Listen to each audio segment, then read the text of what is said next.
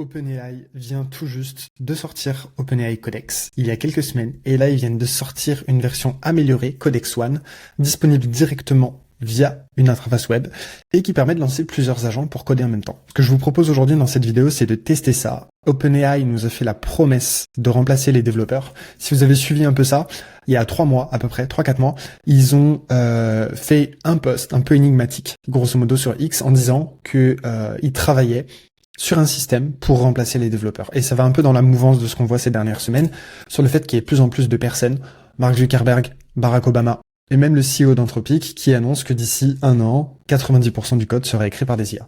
Et Codex, c'est peut-être l'approche la plus proche, en tout cas, de remplacer les développeurs qui puissent exister. Donc, ce que je vous propose, ça va être de le tester, de regarder un peu comment ça marche, et de dialoguer un peu avec, pour voir si vraiment ça peut faire des features stylées. Et voilà, on va le challenger un peu, parce que c'est bien beau de vouloir dire qu'on veut remplacer les développeurs, mais maintenant, derrière, faut assurer. Ok. Donc déjà, ce qu'on peut voir, c'est que l'interface est super jolie, que c'est capable de lancer des commandes, que c'est capable de lancer pas mal de petites choses.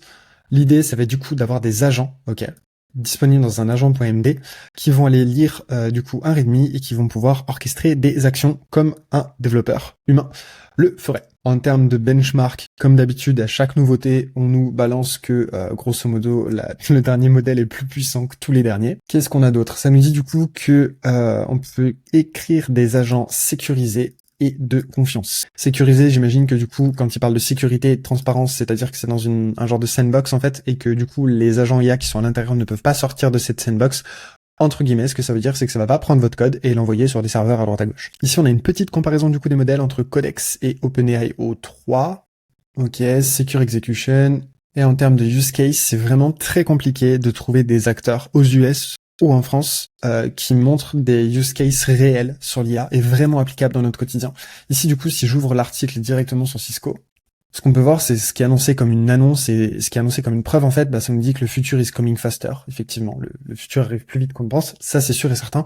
Maintenant, où sont les preuves? Ici, je vois pas de preuves, je vois pas de chiffres, je vois rien, en fait. Ça nous présente juste quelque chose, on dirait un espèce de vieux partenariat. Donc, ok, le CPO de chez Cisco a écrit cet article-là, mais grosso modo, ça nous dit pas en quoi OpenAI Codex, à part leur faire un petit backlink, comme ça, leur a apporté quelque chose dans leur boîte. Et c'est ça qui me dérange un peu, et c'est pour ça qu'aujourd'hui on va le tester. Bref, cette page, c'est un peu une page de vente. on dirait une landing page des familles. Qu'est-ce que vous pouvez voir? Du coup, le mois dernier, comme je vous le disais, ils ont lancé le Codex CLI, et d'ailleurs, on l'a testé sur la chaîne. Je vous mettrai directement le lien en description si vous voulez voir un peu le test que j'avais fait à l'époque. J'avais pu initialiser tout un dépôt avec O3 de manière très simple. Et ce que je vais vous proposer dans cette démo-là, c'est de faire la suite du test, en fait, en utilisant cette fois-ci la version web pour pouvoir aller rajouter des features à l'intérieur. Actuellement, du coup, ils sont en train de sortir du coup Codex pour les utilisateurs de ChatGPT Pro, Enterprise et Team, blablabla, avec le support de Plus et de Edu, coming soon. Plus du coup c'est la version à $20, Edu c'est la version éducationnelle, j'imagine, et ChatGPT Pro c'est la version à $200 que je paye. Ce qui me permet de faire un petit disclaimer ici sur tous les posts que vous voyez sur LinkedIn, sur X, machin, etc.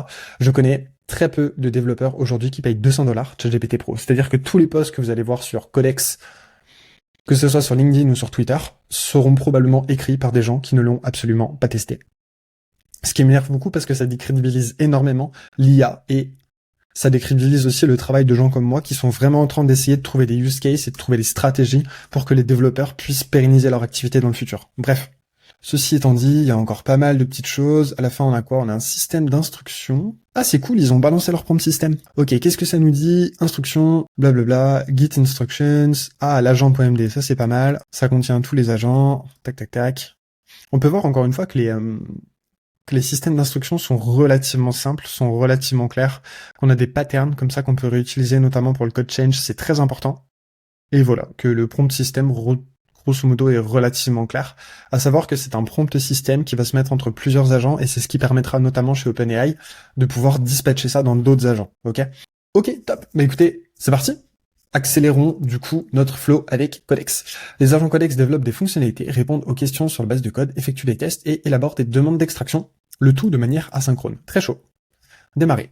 Ce que Codex peut faire. Élaborer des demandes d'extraction GitHub en parallèle. Ok. Exploration de la codebase, détection de bugs, revue de code, suggestion d'amélioration, trop bien.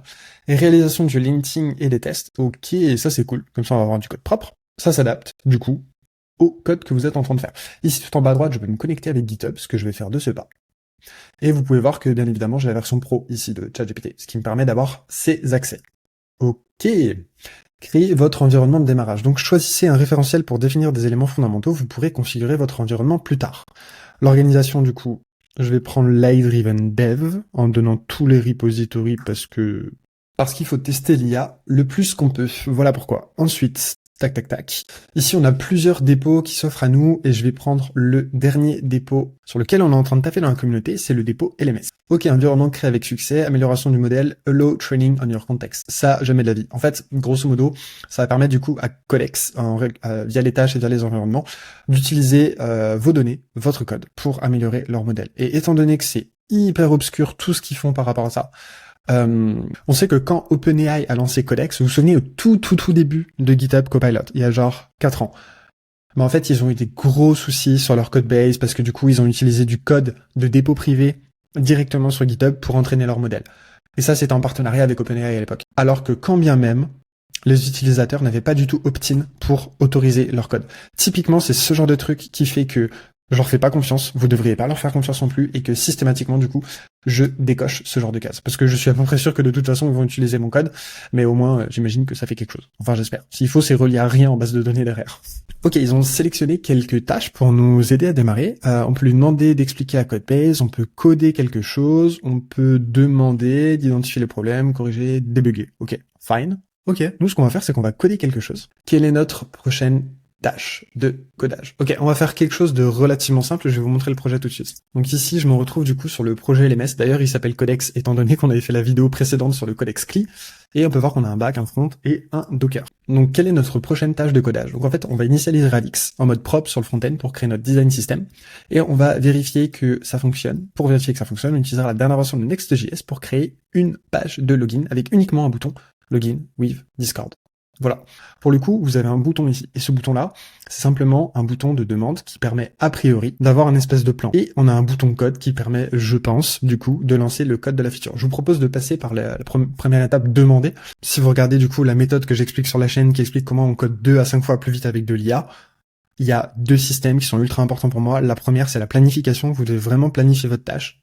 Vraiment réfléchir de consort avec l'IA, et une fois du coup que vous avez un plan technique qui est ultra bien développé et que vous avez vos 80%, vous allez directement envoyer ça dans une IA qui va le coder pour vous. Mais en tout cas, envoyez pas directement vos user stories dans le cursor parce que sinon il va aller créer des fichiers à droite à gauche, alors que si vous lui donnez un plan technique relativement bien fait de comment est-ce qu'il va s'organiser, ça va beaucoup plus vite. Donc là, il est en train de faire pas mal de petites choses. On voit qu'il lit le package.json, il lit des fichiers un peu à droite à gauche. Mais je vais le laisser faire sa tambouille, tiens.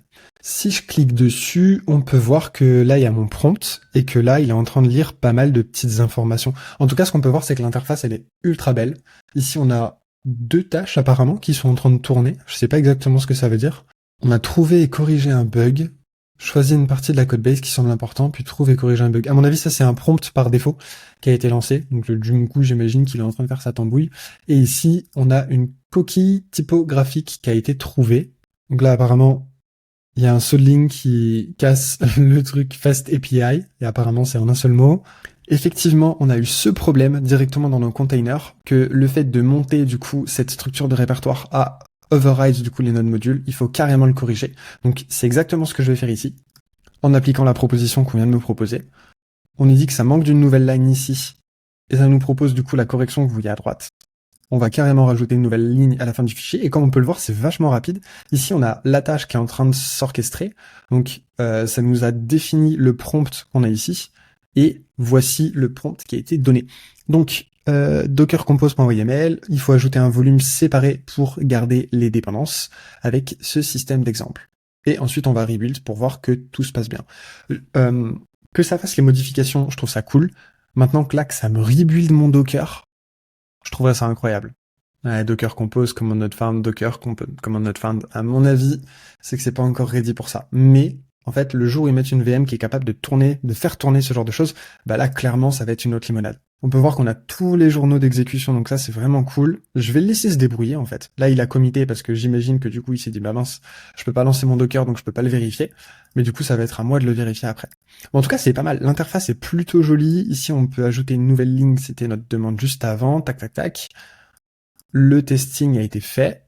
Et on peut voir du coup que ça nous a bien rajouté une ligne à la fin. Ok, top. Et on va repartir du coup sur la mise à jour. Donc effectivement, on voit bien qu'on a la mise à jour pour le volume directement dans le bon fichier, mais il n'a pas pu tester étant donné qu'il n'est pas dans le bon conteneur. En tout cas, très très cool. Ça me fait ultra plaisir. Et là, je suis en train de me demander du coup s'il a vraiment fait les modifications directement sur notre projet. On peut voir qu'il n'y a pas eu de nouveau commit. Il n'y a pas une nouvelle pull request non plus. Et j'imagine qu'il faut cliquer sur le bouton notification ici et créer une nouvelle demande d'extraction. Ce qui est hyper rigolo parce que je pense simplement qu'on me demande si je veux créer une nouvelle pull request. Et tout à l'heure, je suis passé du coup sur le bouton et j'avoue qu'en fait, j'ai pas fait gaffe que une demande d'extraction, c'était une pull request. Et en fait, ça fait sens. Tout pull, tirer, retirer et request, une requête, donc une demande. Enfin, ça fait sens. Ça fait quand même un peu bizarre de franciciser tout ça. Update Docker Compose, blablabla, avec le file change. Et ça dit mettre à jour Docker Compose pour front-end. C'est marrant. Bon, ok, paf. Ici, typiquement, je peux merger ça, et ça part. Ok, donc la demande d'extraction a été créée, et on va du coup aller vérifier du coup notre feature principale, comment est-ce que ça nous a organisé tout ça. Donc, ça va utiliser radix UI /theme, radix UI icons. Ça va aller récupérer le style OK, injecter les informations par défaut dans le fichier principal, pourquoi pas. Et du coup, ça va utiliser un bouton depuis RadixTheme avec un login with Discord. Ok, cool. On peut pas lancer Biome étant donné qu'apparemment c'est pas inscrit. Ici, ce que je vais faire, c'est que je vais réaliser une nouvelle demande d'extraction et qu'ensuite je vais aller me connecter directement sur Cursor pour pouvoir voir en fait ce qu'on est en train de faire ici. À noter ici, je vais rajouter une petite demande supplémentaire en demandant du coup de créer un header.tsx avec une navigation et un bouton pour pouvoir pointer sur la page de log. Ici, j'ai pas besoin de faire demander, je peux directement envoyer le code direct.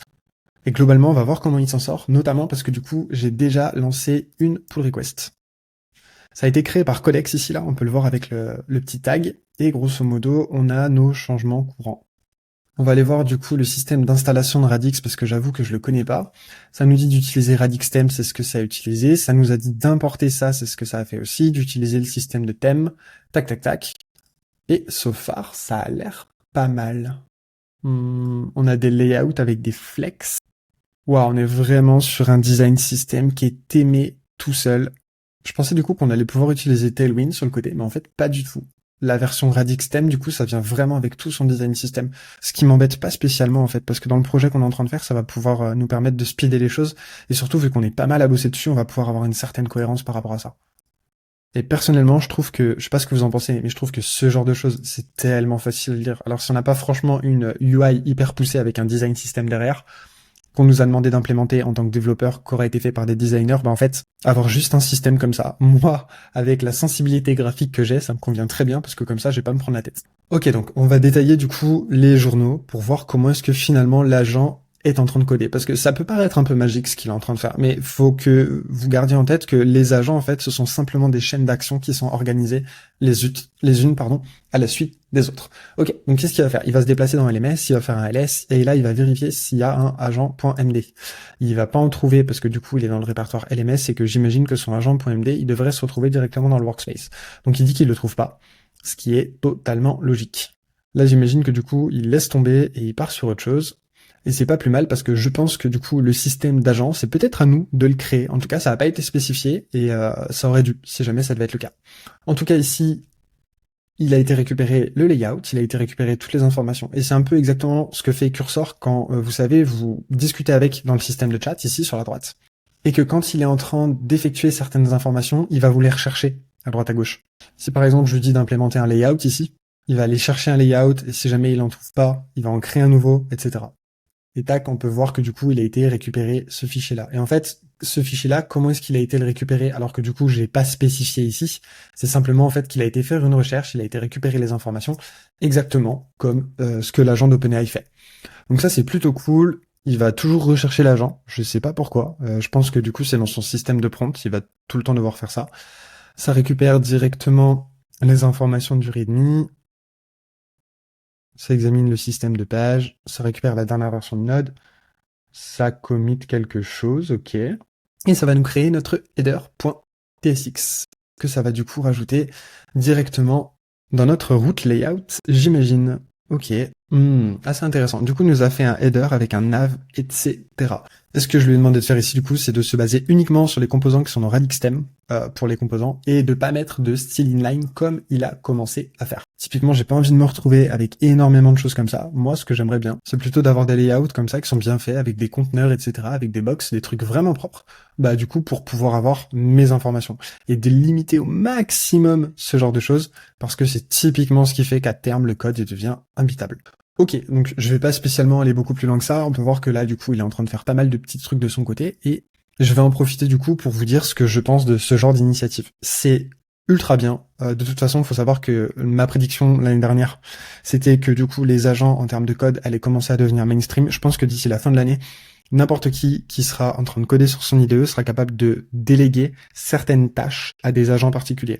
Si vous avez regardé un de mes derniers posts LinkedIn, j'ai récemment créé un agent directement sur Cursor qui me permet d'envoyer des pull requests directement sur GitHub en fonction des changes qui ont été faits sur ma branche actuelle. Donc comme ça, avec un MCP, je dis à Cursor, ah bon bah voilà, je pense que ma feature est terminée, crée-moi une pull request s'il te plaît. Une fois que la pull request du coup elle est partie, ça va déclencher un système de review automatique et donc du coup l'IA va commencer à auto-corriger le code et à me faire des propositions d'amélioration. En fait, ça, si on le décompose, qu'est-ce que c'est? J'ai un agent qui va réfléchir à une tâche, j'ai un agent qui va coder, j'ai un agent qui va envoyer ma tâche du coup sur le serveur, et j'ai un agent qui va review ma tâche sur mon serveur, ma feature. Il y a 4 agents du coup qui correspondent à tout un ensemble d'actions qu'aurait pu faire un développeur. Donc quand OpenAI, quand Devin, quand Anthropic avec Claude Code commencent à organiser comme ça des agents qui vont coder à notre place entre guillemets, en fait c'est simplement qu'ils vont mettre en place une suite d'agents comme ça logique pour pouvoir nous amener à la feature. C'est typiquement ce qu'on fait nous en tant que développeurs, c'est juste qu'en fait c'est tellement inné qu'on se rend pas compte en fait qu'on casse les étapes comme ça. Maintenant, qu'est-ce que je pense de ce genre d'initiative pour coder moi en tant que développeur aujourd'hui en mai 2025? On peut voir que le système fonctionne bien. Je pense que en vibe codant, juste en décrivant un peu mes changements, de ce que j'ai envie de faire, etc., je vais pouvoir avoir quelque chose de relativement propre que je vais pouvoir pousser. Maintenant, c'est quand même super lent. Là, je suis à peu près à 30 minutes de rush du coup sur cette vidéo, ce qui fera une vidéo d'à peu près 15-20 minutes maximum, je pense. Peut-être même moins parce qu'il y a beaucoup de temps d'attente et le temps d'attente, du coup, je vais le squeezer. On sera peut-être à 10 minutes, un quart d'heure. Mais comme vous pouvez le voir ici, là, sur la droite, c'est en train de faire certaines actions. Et grosso modo, dès qu'il doit organiser des choses, c'est lent. On peut voir que souvent il a été récupéré l'agent.md, souvent il refait des choses qu'il a déjà faites parce que il n'a pas de mémoire centralisée. Et en fait, c'est typiquement ce genre de choses qui font que les agents ils vont être super lents et que vous allez devoir faire des boucles comme ça pour que ça autocorrige le code. D'où l'importance, encore une fois, dans la méthode AI-Driven Dev, d'avoir un plan qui est ultra bien fait pour qu'en fait votre agent ne se pose pas de questions. Ici du coup, qu'est-ce qu'on a sur la fin pour valider la PR ensemble? On a un header qui a été rajouté directement dans notre thème principal. On a une landing page sans avoir de style inline, c'est plutôt cool. On a un header qui a été fait avec des flexbox, un système d'accueil, un système de login. Ok, c'est cool ça. Si du coup, je rafraîchis ma pull request ici, qu'est-ce qu'on peut voir? On peut voir que ça n'a pas été mis à jour. Pourquoi? Alors je sais pas pourquoi. Mais du coup, peut-être qu'il n'y a pas encore la possibilité de mettre à jour une pull request. Ce serait bizarre. Ce serait très bizarre parce qu'en fait, j'ai pas envie de recréer une nouvelle demande d'extraction. J'aimerais bien que ça se fasse en auto. Et ouais, si on regarde en fait la pull request directement sur GitHub, on peut voir qu'elle a été faite il y a 11 minutes et que du coup, les changements n'ont pas été pris en compte. Je lui ai demandé de git push les changements, mais je crois que je suis en train de lui casser la tête parce que du coup, il est reparti chercher ses agents, il est reparti faire ses bails, il vérifie la structure du dépôt. Oh là là là là là là. Ouais, il pète un câble. Il pète un câble. Moi, ce que je vais faire, c'est que je vais faire une nouvelle demande d'extraction et j'espère qu'il sera assez smart pour la merger avec la demande d'extraction qui est déjà en cours. Et on peut voir que il m'a créé une nouvelle pull request au lieu de me mettre à jour celle qui existait déjà. Pourquoi pas? Non, il n'y a aucun monde où on devrait faire ça. Ça va tout complexifier. Ça veut dire que soit mes pairs vont s'auto-closer, soit je vais devoir le faire à la main. Bref, pour une démo, je pense que c'est pas mal. On a pu initialiser un petit truc en 30 secondes. C'est un peu lent. C'est un peu long. Ça a été fait du coup sur un code qui est tout neuf. Et je pense que ça aurait été beaucoup plus efficace sur une code base déjà existante parce que du coup, il se serait servi du contexte pour régénérer des choses et il aurait été beaucoup plus vite. Voilà. J'espère que cette vidéo vous a plu. N'hésitez pas à vous abonner sur la chaîne. J'ai regardé les stats la dernière fois, vous êtes à peu près 90% à ne pas vous être abonné à la chaîne et pour autant à revenir consulter les vidéos. Donc n'hésitez pas à vous abonner, je vais continuer à faire plein de petites vidéos comme ça. Et d'ici là, portez-vous bien, codez bien avec l'IA, utilisez la méthode AI Driven Dev et cassez tout. À plus. Autant pour moi, j'allais partir sans vous montrer la superbe interface que ça nous a généré. Donc pour le coup, ça a bien généré tout ce qu'il fallait avec le système de RadixStem, etc. Donc ça c'est top. Par contre, étant donné qu'il n'a pas été capable de lancer les Docker avec la commande Docker Compose, en fait, j'aurais pas été capable d'installer des libs, ni de lancer de tests, ni fonctionnement d'aller plus loin. Donc globalement, c'est ce qui explique que je me sois arrêté si près du but. Maintenant, si vous avez envie que j'aille plus loin, que j'aille checker le système d'agent.md, si vous voulez que je fasse un deep dive dans la doc, n'hésitez pas à laisser un commentaire, n'hésitez pas à me dire d'ailleurs ce que vous avez pensé d'OpenAI Codex, et il y a de fortes chances que je refasse une P2 sur cette vidéo. À plus.